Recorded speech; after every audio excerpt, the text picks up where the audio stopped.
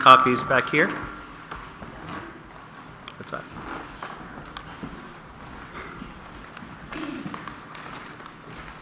I can give everybody a minute or two to look through it if you haven't had a chance.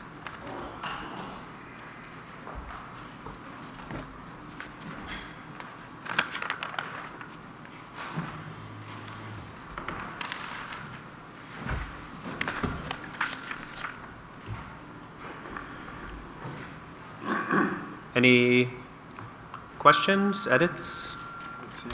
No? Anybody want to make a motion to approve? Second. All right. All those in favor? Aye. All right. Minutes pass. Bill, Selectmen's report. Feedback. No report. We are efficient. Okay. So, Chief, today we're going to talk about public safety, so police and dispatching. You do have a new set of numbers in front of you. If you don't have that, I can pass it out to you. There are two sets. We updated some of the line items based on last week's meeting. So that's one sheet or one set, and the other set is the same numbers, just with percentages included. So if you need that, let me know. I can bring it over to you. If not, Chief, we'll get started. So I don't know if you want me to go through the whole thing again, or I can just highlight changes that have happened. I think that's what we did last week, was highlight Sure. the changes, and then obviously tons of questions. So Absolutely, yep. So for the police budget, I had decreased the general equipment budget line item by $14,000, and I did that by reducing the number of pistols that were requested. We had also received some updated pricing on some of the guns. And then the other change to the police budget is the potential removal of $3,500 from the computer replacement line item, as I've been made aware that that could come out of the capital reserves for computer maintenance and replacement. So pending approval of the Board of Selectmen to take that money out of the capital reserves, I could remove it from the police budget. So again, that's $3,500 from computer replacement that could be removed, that potentially could come out of capital reserves. And those are really the highlights, the changes anyway. Those are the only changes for the police budget, and there were no changes to the dispatch budget. So Chief, just so that last line item, computer replacement, you're saying we could remove that $3,500, or it was removed? I guess it's pending the Board of Selectmen's approval to take that money out of the capital reserves instead. Kim may wish to. Bill, any? That's the, on page 8, the second to last line item, $3,500 for computer replacement. So I can't imagine that that will be an issue. Okay. We have not had a meeting since that came up, but I'll bring it up on the 15th and see where we are. I can't imagine it'll be a problem. Okay. This is all part of us kind of getting into a better flow with VC3 with our vendor, and really getting to know what our computer schedule is going to be like. So that's why I had included it initially in my budget, not realizing that it could come out of the capital reserves one, which is townwide. Okay. So, I'm sorry, Chief. Procedurally, how does that work, Kim? Is that going to require a warrant article for everything out of the CRF, or is that just something that can be made as a decision along the course of the time? That particular capital reserve fund, the selectmen are agents to expend, so they may expend the money for that purpose whenever they like. Okay.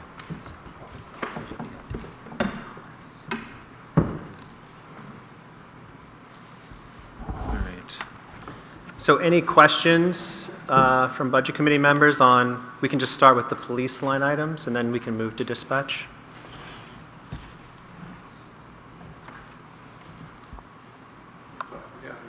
Yeah, go ahead, John. This is going back to something that we had when we had our subcommittee meeting, and that we mentioned during the selectmen's meeting, and when we asked you what things you could help us out with this year if we needed to reduce the budget. I think the pistol replacement and the car replacement of $70,000 with the two items that we talked about, as I look at the revenue sheets and so forth, we're going to be coming in with a useful revenue of about $1 million. I think it's $833,000 less than we did last year. And so that, coupled with the cost of living rise and stuff like that, I think we're going to need help. Absolutely. So anyway, I'm just pointing that out, that adds up to a fair chunk of money for us right now to maybe cut for this year. Well, We're not looking, this isn't a cut period, this is to get us through the, sure. right now. Yep, Can I- absolutely, can and can I follow recognize, through? Down the same vein, it's what John's going on. sure, I just want to respond to John's as well, but go ahead. It's almost exactly the same thing as John's. Unfortunately, I wasn't at the planning meetings. I was told what was going on and understand that, there was discussion, how could we help? And we are seeing some things with the help of selectmen taking some action in certain areas. We're kind of postponing some things and doing some things. I can't speak to the guns. You've already cut back on that. But the vehicle situation, I do want to follow up on that with John. As far as a suggestion is concerned, at least a consideration on your part, if it's at all feasible. I mean, my thought is, yes, the longer we keep vehicles, the more maintenance there is, that kind of thing. I can't speak to what kind of shape all of our vehicles are in, but if we kicked everything back 1 year and for this particular year increase our maintenance line item 10%, throw another $2,000 in there to get us through, is it at all possible to consider, and then continue on with John, the ability to move a vehicle back? Now, I know we're going to get into we don't know what lead times are, all that kind of stuff. And those are problems every community is having. Those are problems individuals are having. Those are problems construction companies and contractors we know are having with vehicles. Those are just going to be what we have to deal with in the current environment. But as we look at from a planning perspective, I, as well as John, would like to hear about some thought given to kicking that down the road, just shifting each vehicle back 1 year. So I'll speak first to the pistols, and thank you for recognizing that I did decrease that line item as much as I could. Again, we got some updated pricing, and I reduced the amount of pistols that we were asking for. I think it's an appropriate time to replace the pistols. These guns that we have now were purchased in 2015, and they are starting to show their wear and tear. That's it for the pistols. But as far as the vehicle goes, the next cruiser that's scheduled to be replaced is the chief's vehicle, and so that would be a command rig. That vehicle is also a 2015. It's got 70,000+ miles on it. I just had to replace the power distribution box in it, which is a pretty integral part of that vehicle. And so my concern is that even if this vehicle stayed in the budget right now, and I wouldn't be able to order it until July 1st of next year, I might not still get that vehicle until 2024 sometime. I don't know what the ordering is going to look like. None of us really do. But I think it's appropriate to stay on a vehicle replacement schedule at this point, because I do have concerns over continuing to defer cruiser replacement. It's worked very well for the town for many years when we went from a warrant article for a cruiser into the operating budget. And I think that's worked well. The health of the fleet itself is fairly healthy in terms of the frontline patrol cars. Obviously, we have the 2 new Chargers right now. And then the detective vehicle is still relatively new with low mileage. But I do have some concern over continuing to push the command vehicle, the cruiser down the road even further. I recognize it's a big ask, but it's an important vehicle for our fleet. There's certain instances and certain calls where we need a command post, and we need something that's going to be able to support the functions that we require. Can I ask how many vehicles we have in the fleet You've got one command vehicle, which is a 2000, you're saying 15? Yes, yep, so we have 6 cruisers right now. We have a 2015 Dodge Durango, which is the vehicle that I drive. It has over 70,000 miles on it. We have a 2019 Dodge Ram pickup, which is the detective vehicle. And these mileage numbers were as of the beginning of October, but I'll give them to you anyway, I suppose. 28,000 miles on it. We have a 2019 Tahoe, which is the K9 cruiser, that has approximately 75,000 miles on it. We have a 2020 Tahoe with 40,000 miles on it. Car 2 and Car 4, which are both 2022 Dodge Chargers, and those have less than 10,000 miles apiece on them. So we have 6 total vehicles in the fleet.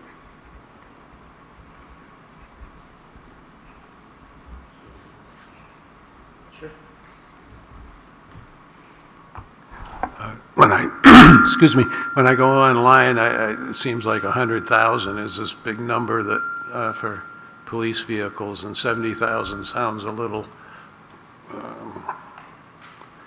it seems like we could use that 70,000 to help us out this year. The other thing I was going to say with regard to the pistols, I noticed that the line item for maintaining the pistols and repair wasn't used at all. So I guess the pistols must be still functioning, right? Which one wasn't used at all? The firearm,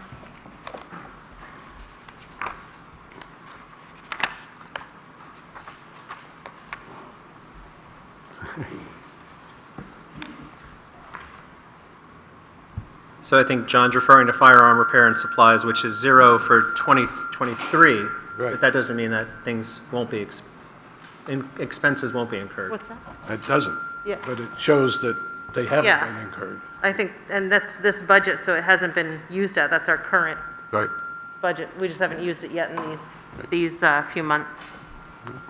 But I guess if you want to look at that for the past, the year before, we overexpended it. I mean, it's only $500, so it looks like a big jump percentage-wise, but we did use it last year to the tune of $726.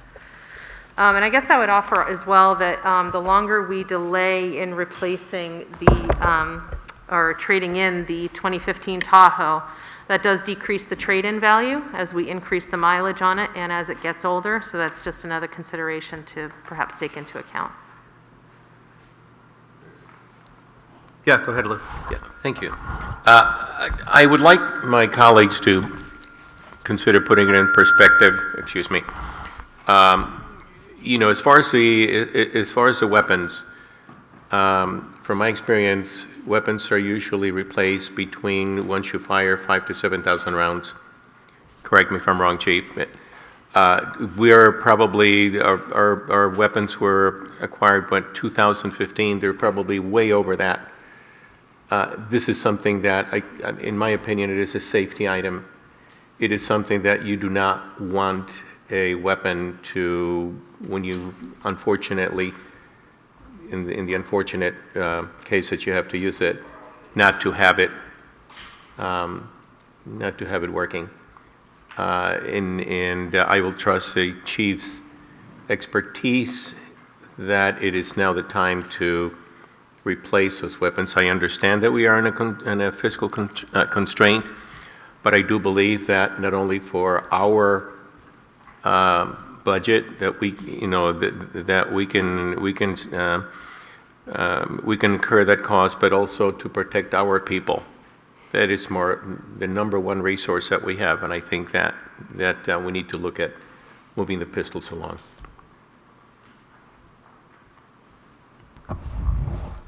Hi, Chief. Thanks for everything you do, by the way. I want to make sure that everyone understands that questions here are not a challenge to the police department's role in the town. I think it's a very important one.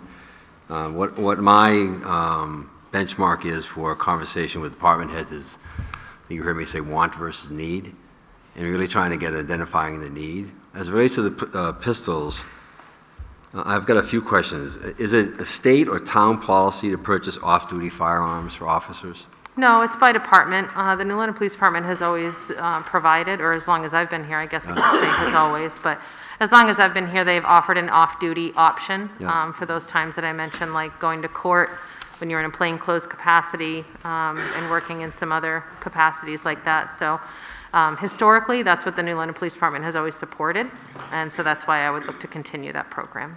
What percent of the cost that you're proposing this year have to do with the off-duty firearms? I don't know if I can give you the percentage off the top of my head, but I can give you the numbers. I don't know if I can do percentages in my head like that.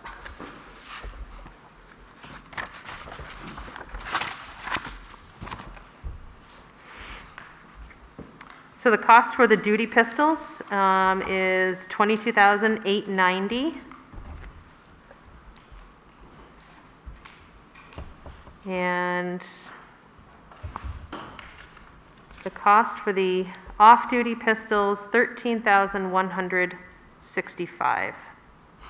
Thank you. I mean, I suspect, and thankfully so, if my suspicion is correct, that the number of times that our police officers are drawing their pistol and having to shoot it on duty is limited, if at all. I wouldn't want to venture into that, that era. I won't say that we rarely draw our pistols because, God forbid, we have an incident tonight where we do. So- Understood. All I'm saying is that again, I suspect, and I'm thankful that this is a community that doesn't have a lot of those instances, but my only point is that when we are trying to deal with want versus need, I would ask you to consider, at a minimum, deferring off-duty police pistols. And I would ask my colleagues to think through the want versus the need of the red dot pistols and their cost versus the regular pistols and their cost. And I don't know what that difference is, but again, I'm trying to get to, you represent, the two departments you manage represent 24% of the budget. And the police department is looking for an 11% increase. That's Sure. 24% in a of the time budget of and- pretty significant economic burden. 24/7 coverage for police services that I think allows people to feel a certain sense of safety and security that this town looks to have provided to them. And I think we do that very effectively, very professionally. So it is a big chunk of the municipal budget. I do recognize that and appreciate it. But we're so much more than just your, a police force. We are social workers, we are therapists, we are de-escalators, and we go into a lot of situations where we use every tool in our tool belt, not just the physical ones on our person. And I appreciate that. As I said at the top of my comments, I appreciate it. I'm just, again, looking for, when you have such a large budget, any organization has such a large budget, that's that's a place where you can look for opportunities for savings in a tough year. Sure. And I guess I would also offer that, there are some areas that I decreased some line items in, like in investigation supplies. I think that used to be 3,000, and I decreased it to 2 because, just to give the budget committee a little snapshot of how I budget, I take a line item one at a time, and I look at literally what we spent in that last year on it, and then historically what we've spent over the past few years. And if I see any projects coming down the road that might need to be added to that. So, I mean, Heidi Dunlap is the administrative assistant here, and she's with me tonight as well to get a feel for budget season, because this is her first one. But we're very meticulous in looking at every single item that comes out of that line item.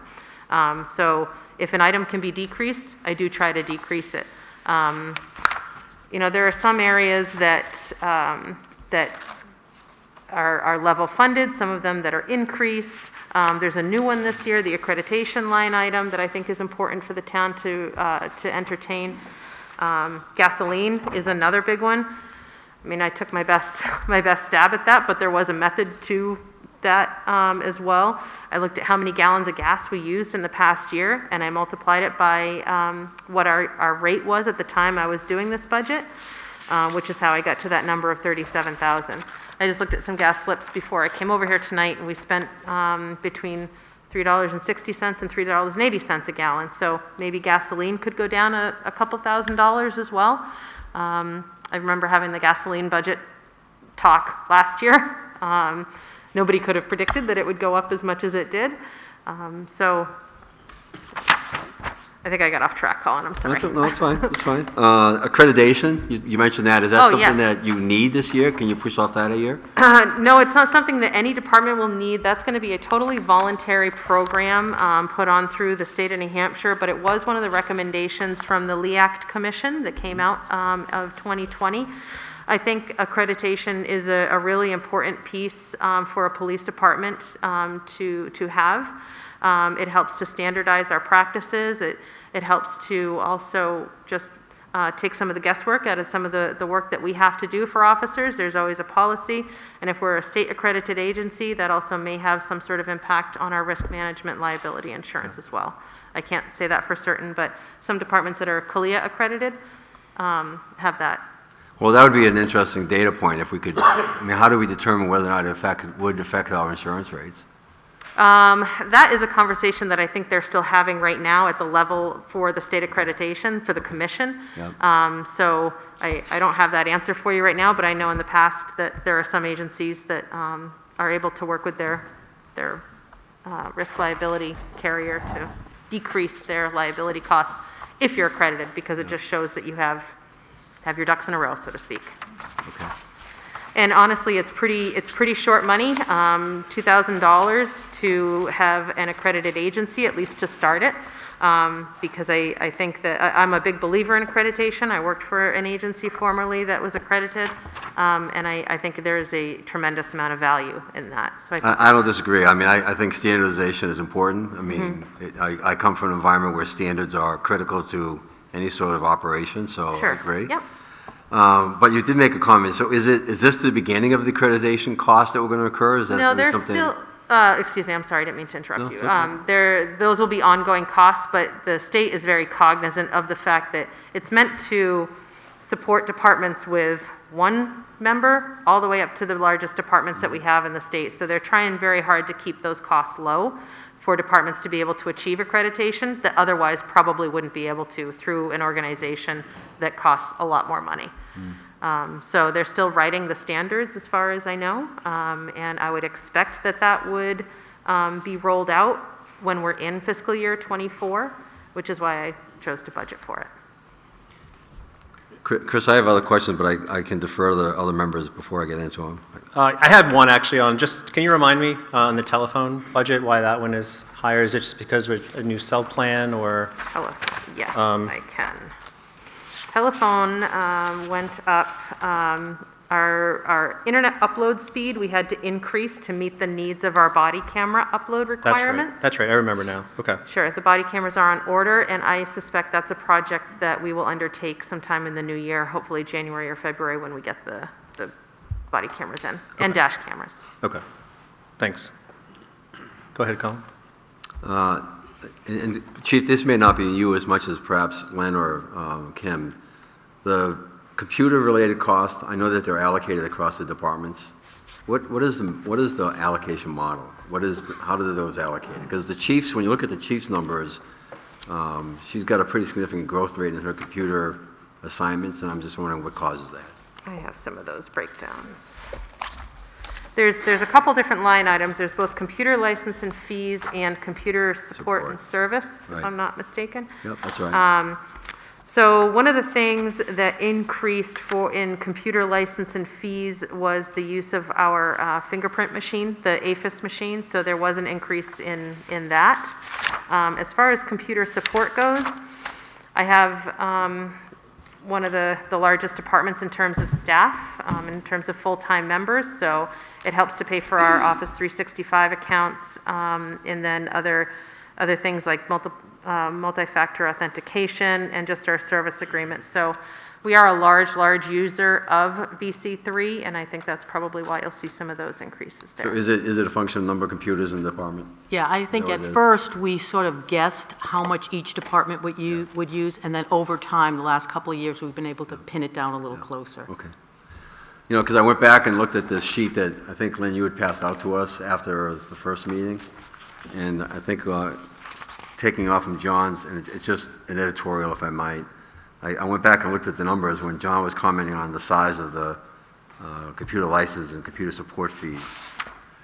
And this is, and frankly, as an aside, this is a good example of what the sort of finance system can do for us if we could get the system we talked about last week, where you can get a functional view of the budget. So this one is, I expect, Lynn, you did this by hand. You went through all the line items and pulled them out. In the last 5 years, we've grown our computer budget 122%. So I think, Bill, this is one of the areas that I know that you've identified a couple of areas that the selectmen may want to address, structurally. One was the capital reserves. We've talked about, and we're going to get to in a few minutes, the dispatch model. I think the computer software model is another area that we should probably ask the selectmen to really go deep into. Considering the world of, notwithstanding the last couple of years, I understand the last couple of years are an anomaly, but before that, our inflation rate was down to the nation's inflation rate was down below 2%. Some countries it was a -%, and computers were driving down in cost.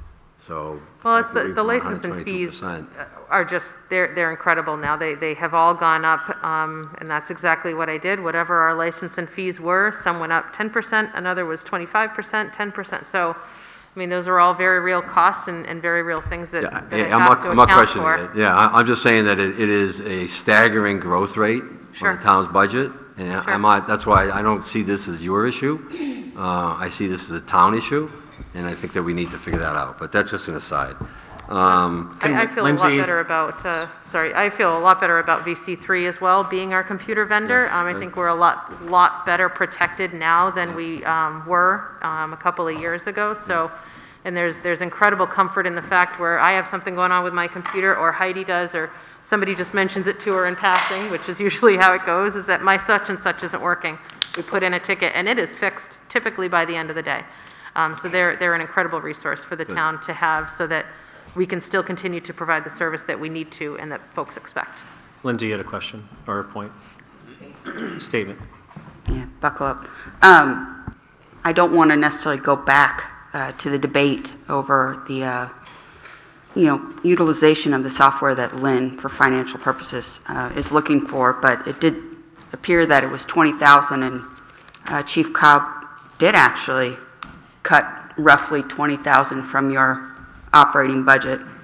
My other statement is I am not very comfortable as a representative of taxpayers to sit here and debate the efficacy of lasers versus non-laser pistols in regards to a budget, especially in order to save some money on equipment. And I made this point last week as well. We do have to lean, yes, it is part of the process, but on our chiefs and our directors to set and educate us on some of those guidelines, such as salary. And I lean on Chief Cobb to officially guide us through, your recommendations and to make the appropriate recommendations for the equipment that you deem necessary. And I don't personally feel it's appropriate for us to go through and piecemeal. If you were to have to replace a vehicle, let's cut out the airbags in the back. We don't use those very often. Let's not get all-wheel drive. Let's get front-wheel drive because you only really use it a couple times. It upsets me. I don't like recommendations for equipment. Yes, it's a budget process, but I don't want to sit here and go, well, just get the normal ones. I don't know anything about lasers, but if that's the cost, and the cost of the pistol that she is requesting, that's the cost. We can vote yes or no, but I am not going to sit here and debate or pick apart equipment in order to drop the price down. Thank you, Lindsay, but, we can be in disagreement on that matter. I think that, that's fine. I think it's important that any budget cycle have checks and balances, and those checks and balances can include, in my opinion, you can disagree with it, which is fine, should include some penetrating questions as to the whys and wherefores, so we can understand it. Just my opinion. And as long as I'm on the budget committee, I will ask those questions. Okay. I have more questions unless the committee wants to. Any other questions? Sure. Yeah. I do. As we survey all of the software that the town uses and so forth, I think I was blown away with what finance has there, like almost $75,000 wrapped up in software each year, and if we put another 25 in it, we're going to be $100,000. And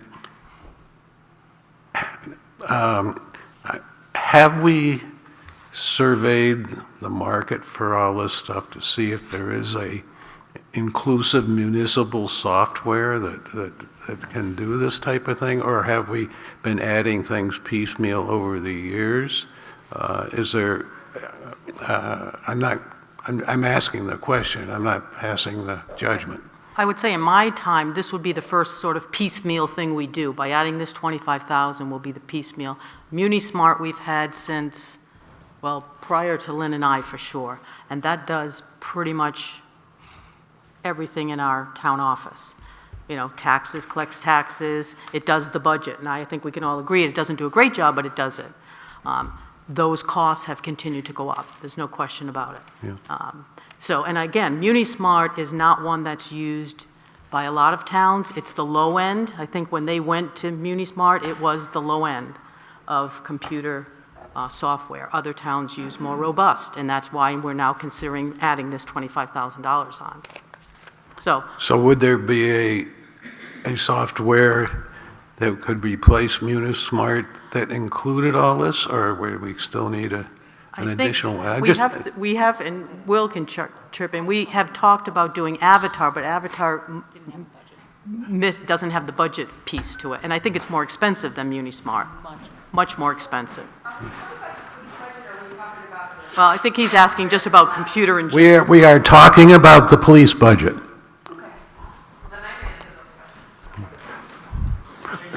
And as long as Emily's going to be doing it, I think you mentioned to us too in the subcommittee meeting that there was a software replacement that you would like to see. There is, and it that's sounded incredibly expensive, but it is incredibly expensive. It would be a new software that I have looked into extensively for our CAD, the computer-aided dispatch, and RMS, records management system. So anything that goes into the computers, anytime somebody calls into dispatch, my dog is missing tonight, we'll take that information and say, okay, so-and-so's dog is missing, they live at this address, that's what all of that data goes into, that software. It is incredibly expensive. I have applied for a grant from the federal government for congressionally directed spending money in the amount of $413,000 to try to buy the license for that instead of spreading it out over a number of years, and that cost would then get defrayed to the surrounding communities. So I just spoke to a representative from Senator Shaheen's office tonight that we are in a continuing resolution in the federal government in order for CDS requests to go through.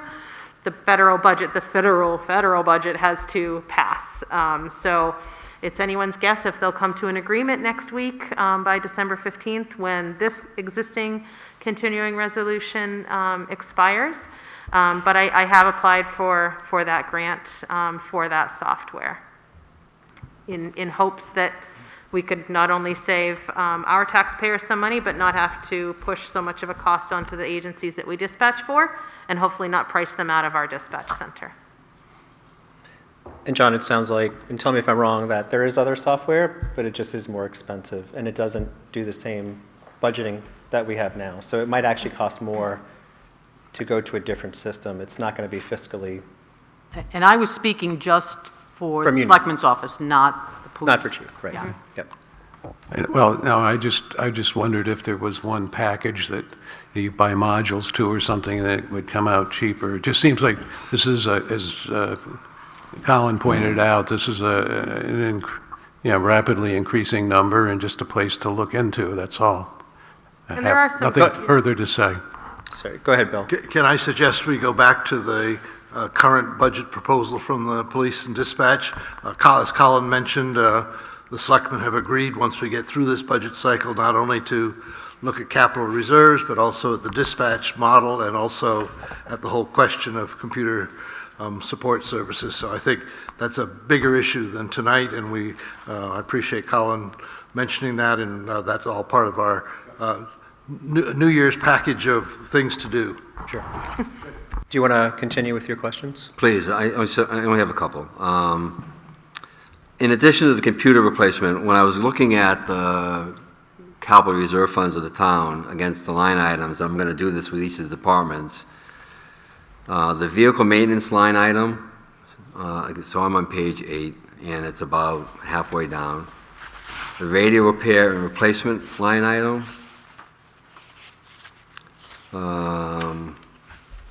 and the PD general equipment line item, at least on the surface, and I thank you for whoever put this one page together. It doesn't sort of give me the kind of details that may or may not answer this question, but it seems on the surface that those are additional 3 line items that we could leverage the capital reserve funds on the surface when you look at the definitions here.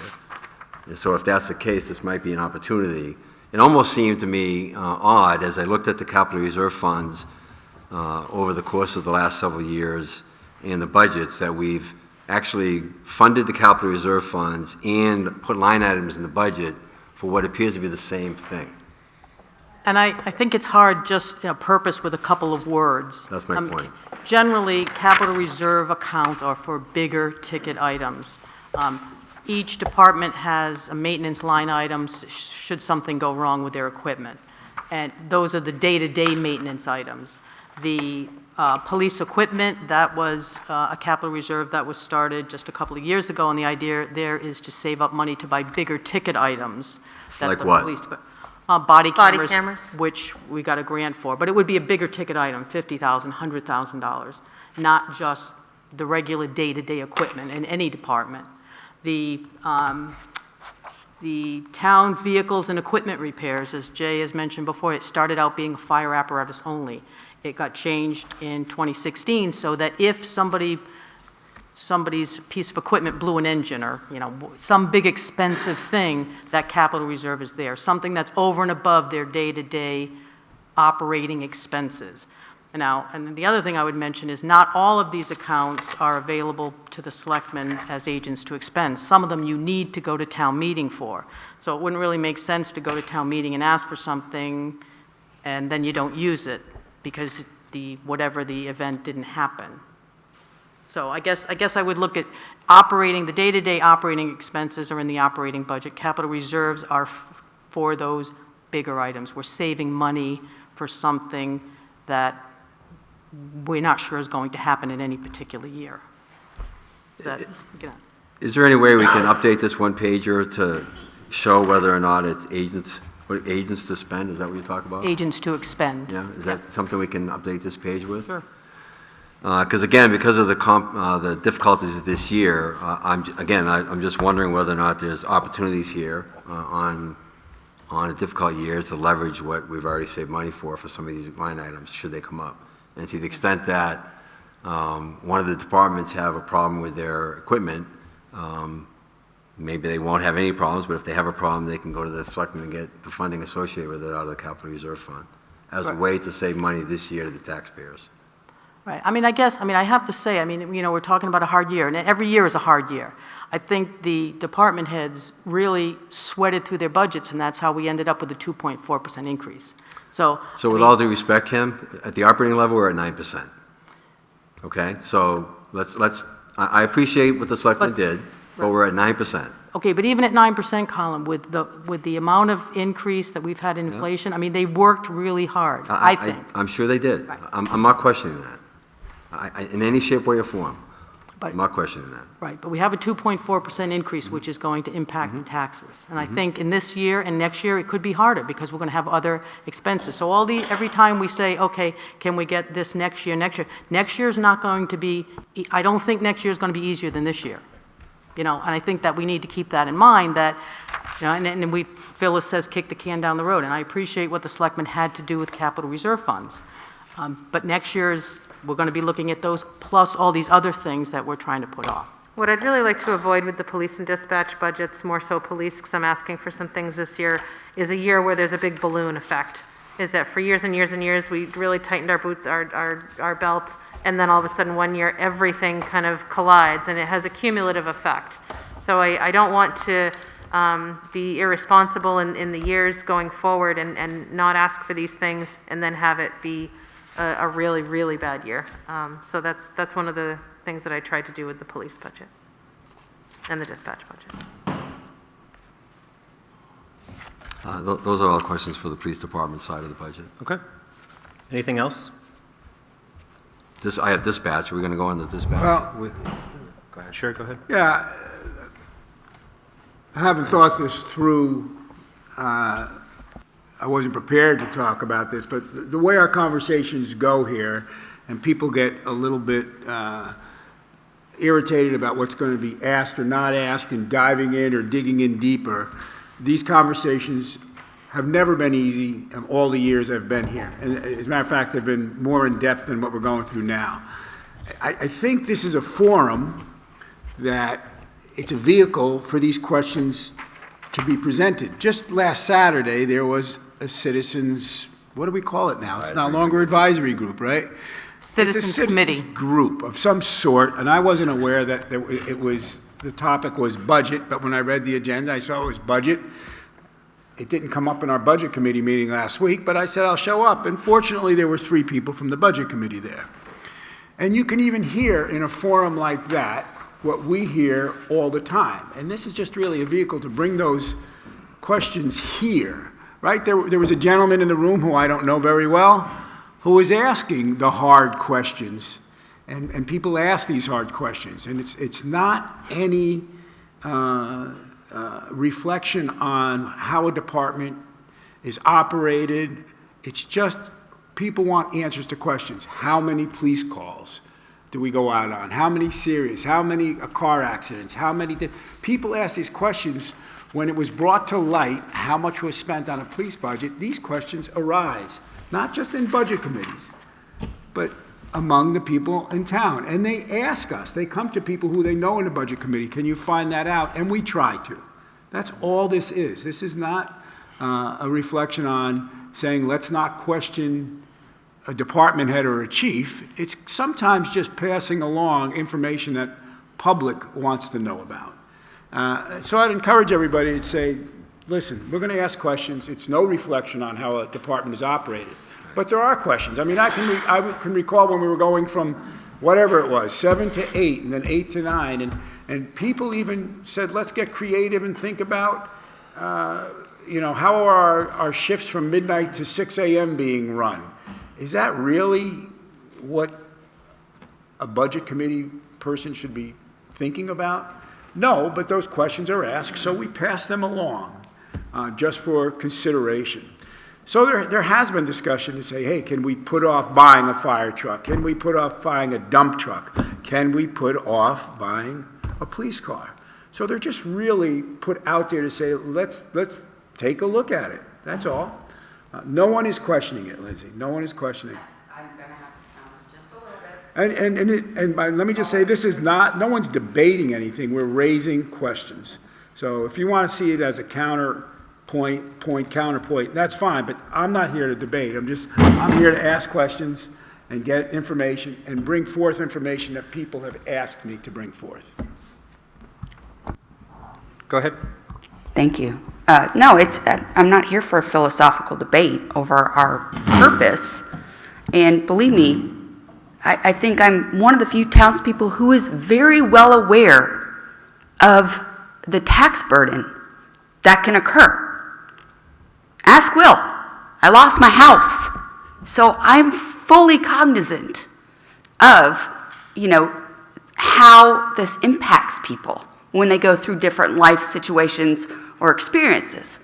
My point was, when Bob asked for a new plow truck, we don't say, well, can you get one with a 4-foot blade instead of 6 to save some money?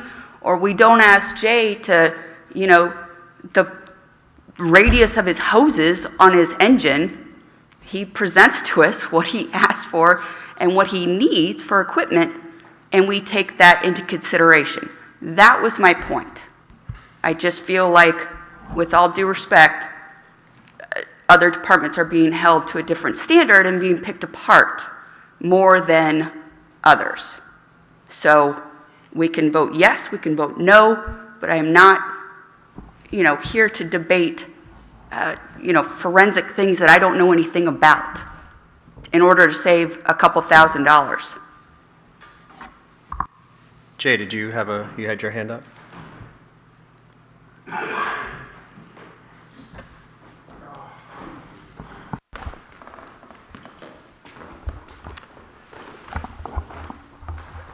I think questions are important, and I appreciate any time a resident of the general public comes into the station and asks those questions. The concerning thing sometimes is when people try to pass along that information, sometimes the message gets lost in translation. So I would urge any member of the Select Board, Budget Committee, ZBA, Planning Board, someone asks a question, have them come talk to us. That's what we do as department heads. At any point, we're happy to talk to anyone about anything. And people have different expertises, and certainly their knowledge in the corporate world compared to municipal world, it's different when you're dealing with emergency services. And I would say from a command vehicle, there have been multiple times this year that the chief and I, more so than ever before, have sat side by side at a bomb threat or whatever the issue is. And having the right equipment, what we're asking for isn't, could it be deemed as a want? Absolutely. Could be deemed as a want until you use it, and then it's a need. That's what our fire apparatus is. Our fire apparatus is an insurance policy. We don't use it every day, but when we need it, it's really important to have. So I think the tough thing, and the chief is being very professional. I'm a little bit longer in my career, and at this point, it is what it is. All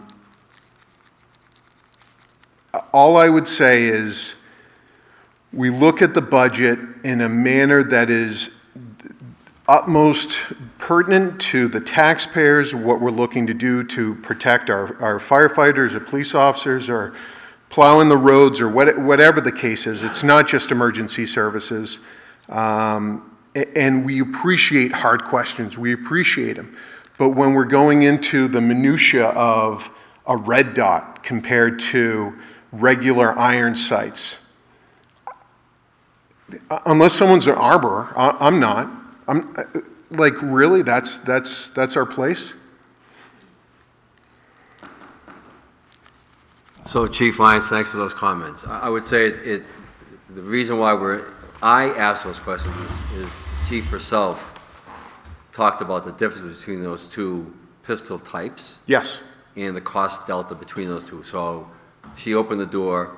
I thought it's worth the question to continue to ask, why do you need one versus the other? So be that as it may. Last Tuesday, there were people that were off-duty that showed up at the incident with their off-duty pistols. Mm-hmm. Do they need pistols? Can they carry their regular service weapon on them? Sure they could. It's larger. It's a larger body. I'm not even a firearm expert, and I know that I'm going to rely on the police department and whoever's advocating for them. Okay. Just saying, and it's from an analogy standpoint, when I went to the dentist, I never received a grind plate for my teeth. Now, I wish I had gotten a grind plate when I was 20 years old, as opposed to having to have my teeth probably recapped at some point. Now, was it a need or was it a want? It was probably a want back then, but because I didn't do it, now it's a need.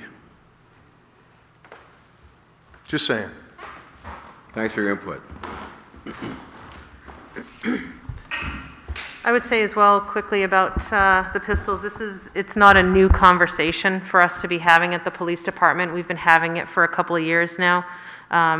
We did a thorough analysis with our firearms master instructor, and he went through a variety of different pistols to find out what was right for the New London Police Department and what will meet our need for our community. So it was not taken lightly, and there was an incredible amount of research and analysis done on that. I shot some of the pistols myself to determine what I thought would also be best, and that's what I've brought to you here tonight. Yeah, Chief, my questions are in no way intended to suggest you take anything lightly, Sure. at all. Thank you. Whatsoever. Thank you. Chris? Yeah, let's one more and let's move on to Yeah, dispatch.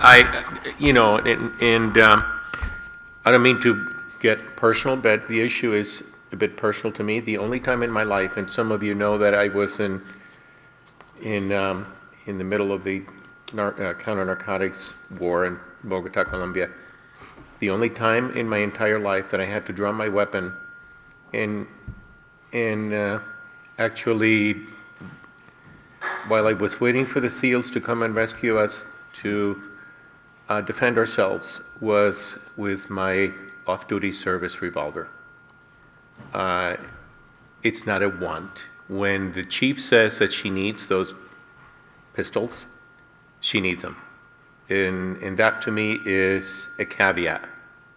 We can ask questions.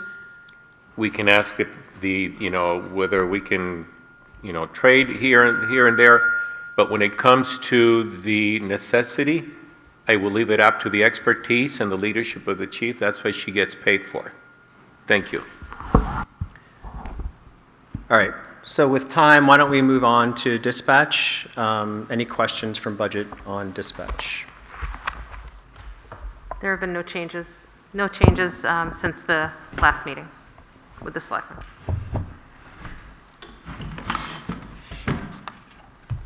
I have questions.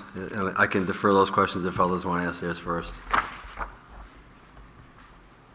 Not seeing any others, why don't you get started, yeah? So, Chief, not everyone has access to this. I asked, and maybe this question is more for the revenue side of the house. I asked for the most recently agreed to, I don't know what you call it, cost recovery spreadsheet. That was We call them dispatch fees. dispatch fees. Thank you. Can you explain to us or give us any insight as to why Croydon left? They left to go to Hanover. I think their fire department also was going to Hanover Dispatch. I was assured that it was in no way a reflection of our services that we provided. It was just a better fit for them to go to Hanover. Okay. And was that a couple years ago? They left in April of 2022, I believe. Okay, it was past year, okay. Yeah. I mean, they didn't have a lot of volume, but No, a very, very small volume, especially since their police calls went down significantly. and maybe this question is for Kim or for Lynn. When I looked at the revenue sheets that you distributed during the week, it looks like a couple years we have not recovered the full revenue for dispatch services. And I don't know whether it's a mistake on the sheet or there's something else going on with respect to our cost recovery model. So if you go to Well, the page dispatch 3 of fees- the revenue, I'm sorry, Colin. that's okay. The dispatch fees are based on calls for service from each town. Yeah. And New London, by and large, absorbs the most of that because we have the most calls for service. I'm not aware of ever sending a bill out, with the exception of Croydon, which we did allow them just to pay that portion of the year. I'm not aware, at least since I've been here, that we've ever sent a bill out that somebody didn't pay. It seems like somebody didn't pay? Well, so I'll go through it. I don't know if you have it in front of you. The revenues for dispatch services in 2021, the actuals was $0 collected. And the revenues in 2022 when you sent it out late? were $84,000 versus Yeah, $171,000. I think Lynn was new there, and she didn't send it out, the bills out in the, is that what happened, Lynn? Right, I didn't bill within the correct year. So she didn't get the bills out by the end of June 30th. So the revenues would have been brought in the following year. Right. So, again, I'm just trying to get clarity on whether or not we're actually collecting the revenue, because the Yeah. following year, if we billed for the previous year and the given year, we only collected 84,000. So there may be some errors on the sheet. Yeah, there could be, because again, We should I clarify. don't recall ever a town sort of not paying. We never had to take them to collection. Right. I could be wrong And about they that, but actually- sorry. They actually get a receivable invoice. So Yeah. it's not just a line item and then we collect. So they get a receivable and it does come in. So I will look into why that's not hitting the right buckets. Okay. But we definitely got paid for what we Okay, billed good. out. So Okay. Croydon would be the only one where we billed them, Croydon. we have in revenues their full year, and they left, like the chief said, in April, so that would have been a partial. But that certainly wouldn't have been very much money. Okay, and again, on that sheet, it looks like our volumes are going down year over year, total volumes. And our costs are going up year over year. So I think, Bill, when the select board goes through and we should try to understand the trends associated with the volumes and what's going on there.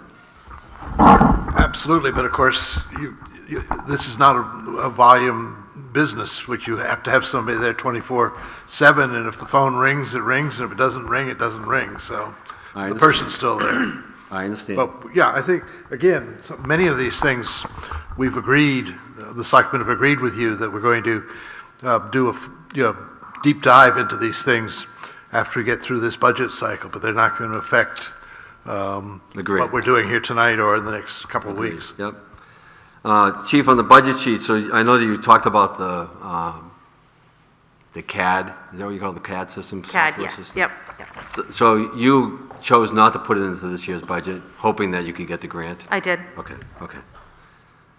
And/or if it was paid for by another means, through other channels.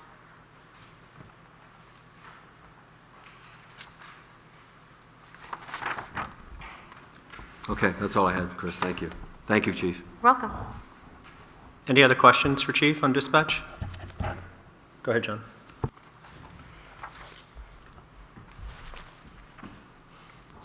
On the sheets that we got earlier in the year from you, the proposed budget amount for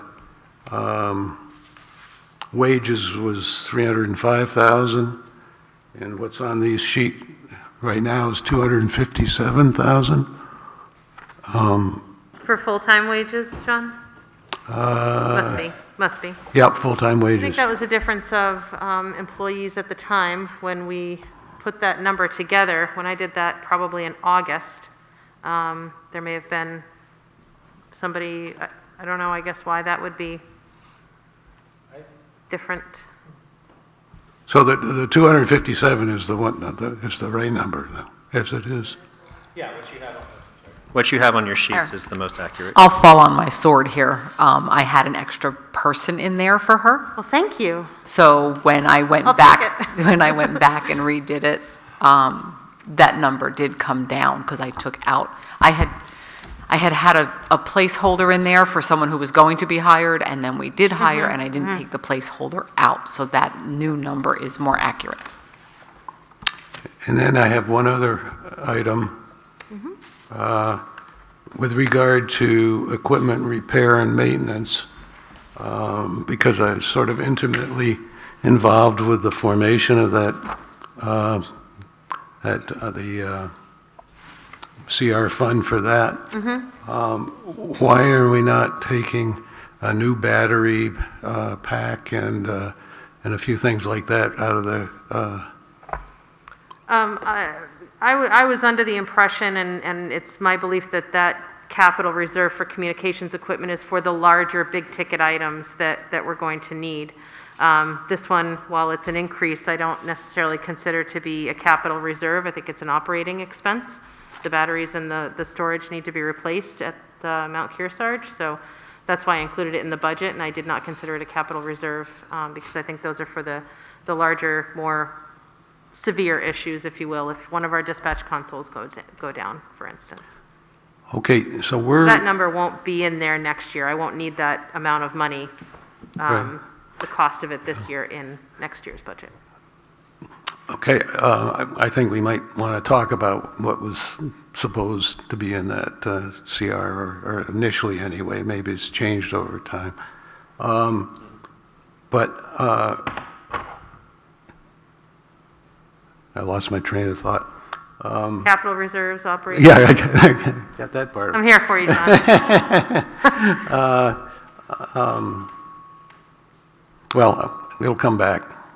Well, maybe you were going to the intent of the capital reserve and why it was created and why we would replace. No, I think we went through every single piece of equipment and put every little transceiver you had, all the repeaters and all this stuff, and then we figured out the timeline on it, and that's where you came up with that 34,000 a year, and it was. Oh, I know, that clears my mind now. What I'm concerned with is that this is a line item on our town and budget, but it doesn't, how does it affect the subscribing towns? To me, if you take it out of capital reserves, they're all making a contribution. The subscribing towns pay a portion, their percentage of the operating budget. So that's how we build them. We get the dispatching budget. It's done by a percentage of the operating budget? Or Yeah, is it? we put the whole operating budget plus 34,000, and then whatever percentage of the calls they have, they pay that part of both Okay, the operating and. so either way, they're going to be paying their share of it. Right. Okay, yep, thank you. Can I just follow through, just so I have clarity on that? If it's pulled, it's only if it's in the operating budget they're going to participate. No, they also participate in the 34,000 that goes into the capital reserve, both. So the How are we participant. passing that piece on? Not the whole 34,000, right? Yeah, the whole 34,000 plus the whole operating Operating budget. budget. That goes into the pot, and then we say, okay, Sunapee, you have this percentage, New London has this percentage, Newbury has this. So going forward, even if you pulled it out of the reserves, they've contributed to it. So Correct. that's fine. That's fine. That makes good sense. Thank you. And just to be clear, what they pay goes back into the general fund? Yes, it's So shown we- on the revenues. So we're not really able to see the offsets on it, are we, directly? The offsets, it's. Well, when we're talking about budgeting a certain amount for different things here, that is being offset by revenues from the other towns, so that's fine, just as long as I understand it. Yeah, it's in the revenues, That revenue number you gave us is really a projection of What that what we're going to commit, yeah. That's it. Just a small idea of how careful I am with these numbers. The software that we use for scheduling. Sorry, I didn't mean to be yelling at you. The software we use for scheduling, I break it down by how many dispatchers are used in that scheduling software and how many police officers are used in that scheduling software. So I don't just split it right down the middle, recognizing the fact that there are more police officers in that scheduling software than there are dispatchers. So I'm not going to push costs off to the dispatch budget that are not necessary or appropriate. Okay. Any additional questions?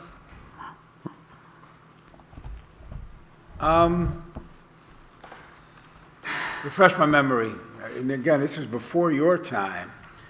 I think we used to put into the budget overtime wages for private duties or, when you were doing stuff.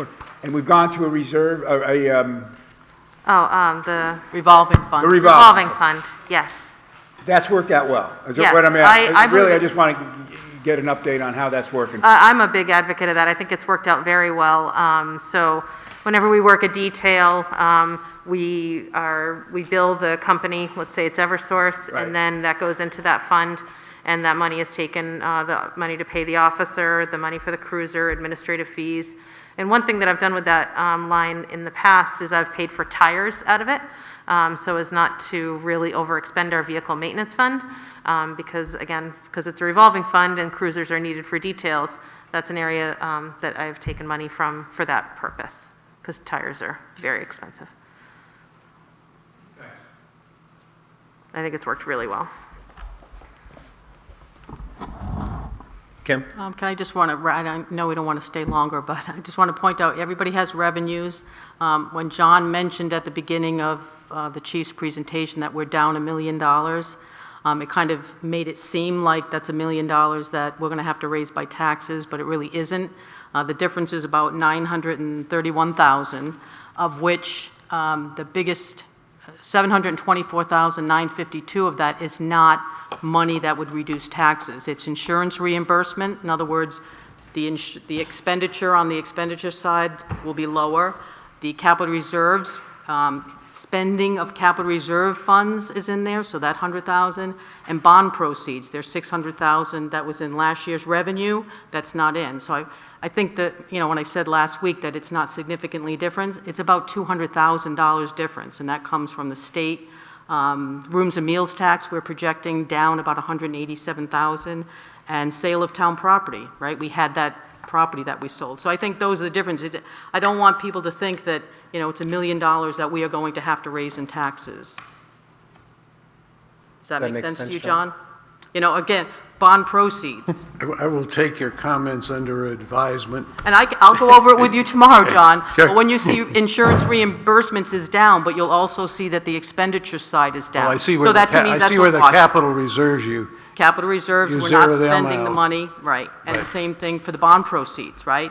because we don't Not yet. have the money. But last in year, hand we then. had the 600 for this Okay. building, and we had the revenue. So it is down, but it's not down as much as $1 million. It's my only point. Okay. And I might just add, the selectmen have not reviewed this, so this is not anything that we've gone over and gone through and asked questions about yet. And I hope, everybody, if you've had a chance to look at it, I hope you can see that aside from grants, which all of our departments work hard to get grants, many of those items, there is no way for us to increase them just because we want to, right? The $1,100,000 in motor vehicle registrations, Will has no ability to increase the cost that we're going to charge people for motor vehicles. The best we can do is encourage you all to buy vehicles, right? You have current use. We can't, I don't think we want to encourage people to take land out of current use, but if they do, we get a 10% penalty. So while that's good, it's not something we encourage people to do. Timber, we don't encourage people to cut their timber. And so, when we talk about revenues, there's very little we can do, again, except with grants, and I think we do try hard with that. But even that, grants are not in here often because we can't plan on them, right? That's why they're unanticipated. The selectmen will sometimes get that fund. So that's just all I want to say about revenues, that it's not, and if we want to overestimate and increase these revenues, we can, but it'll look like the tax rate is going to be lower, and we've never done that. We haven't played the game of estimating huge revenues just to make the tax rate look lower than it really will be. Great. Thanks for the clarity. If no more questions on dispatch, any other business? If not, do we want to entertain motions to adjourn? So moved. Second. All those in favor? Aye. All right. See you next week.